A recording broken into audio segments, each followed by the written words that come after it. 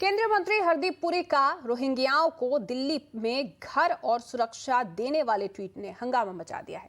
केंद्र बनाम दिल्ली सरकार में रोहिंग्या शरणार्थियों के फ्लैट्स को लेकर घमासान जारी है। गृह मंत्रालय ने दिल्ली के डिप्टी सीएम मनीष सिसोदिया के पत्र का जवाब दिया, जिसमें रोहिंग्याओं को फ्लैट देने के फैसले की जांच की मांग की गई थी। केंद्र ने कहा है कि शरणार्थियों को आर्थिक रूप से कमजोर वर्ग के फ्लैटों में स्थानांतरित करना दिल्ली सरकार का निर्णय था। दिल्ली सरकार ने अब तक कहा था कि फ्लैट उपलब्ध कराने के लिए उनकी ओर से कोई प्रावधान नहीं है।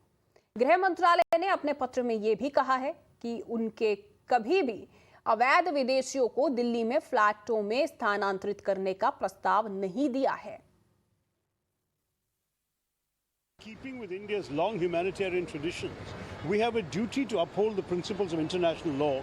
You do not send refugees back to countries where they fear persecution.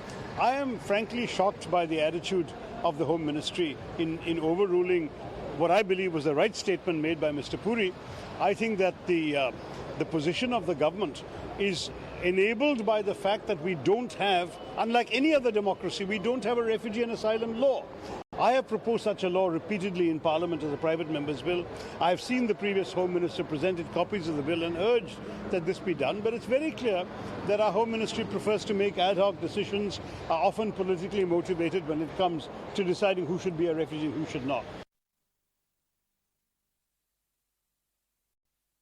तो रोहिंग्यास को फ्लैट देने को लेकर विवाद शुरू हो गया है और ये विवाद आपको बता दें कि केंद्रीय मंत्री हरदीप पुरी के एक ट्वीट से शुरू हुआ था, जिसके बाद आम आदमी पार्टी की सरकार ने केंद्र सरकार पर हमला भी किया। आम आदमी पार्टी लगातार ये दावा कर रही है केंद्र ने रोहिंग्यास को ईडब्ल्यूएस फ्लैट्स देने की बात की है, लेकिन केंद्र ने स्थिति स्पष्ट करते हुए कहा है कि उन्होंने शरणार्थियों को आर्थिक रूप से कमजोर वर्ग के फ्लैटों में स्थानांतरित करने का फैसला दिल्ली सरकार का निर्णय था। दिल्ली सरकार ने अब तक कहा था कि फ्लैट्स उपलब्ध कराने के लिए उनकी ओर से कोई प्रावधान नहीं है।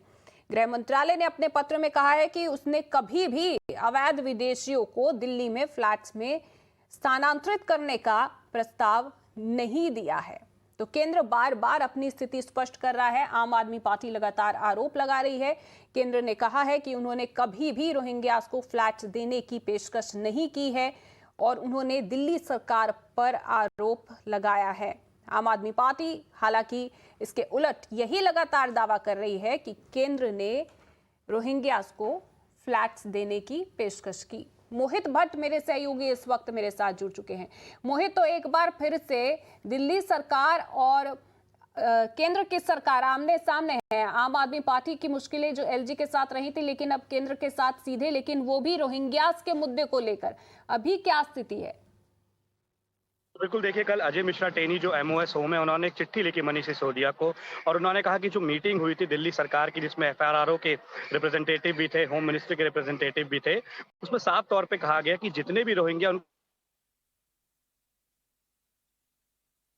तो मोहित हमें लगातार जानकारी दे रहे हैं, हमें बता रहे हैं कि किस तरीके से मीटिंग हुई और केंद्र ने स्पष्ट भी किया कि उन्होंने कभी भी रोहिंग्यास को फ्लैट्स की पेशकश नहीं की है। इस पर आपको अपडेट हम लगातार देते रहेंगे। तो ये केंद्र सरकार और दिल्ली सरकार एक बार फिर से रोहिंग्या रेफ्यूजीज को लेकर आमने सामने है, क्योंकि दावा किया गया कि उनको फ्लैट्स दिए जाएंगे, ईडब्ल्यूएस फ्लैट्स। अब आगे बढ़ते हैं अगली बड़ी खबर का रुख।